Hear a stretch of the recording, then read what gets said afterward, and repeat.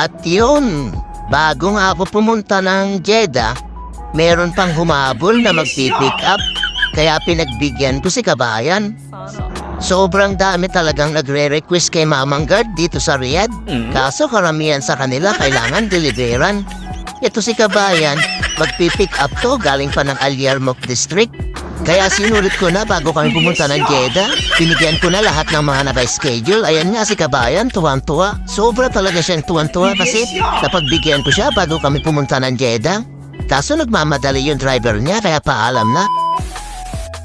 Hello sir, hello Mr. Mamang Guard. Maraming salamat po sa blessing. Nakakatuwa po na makareceive ng sobrang kadami. Thank you po. Ingat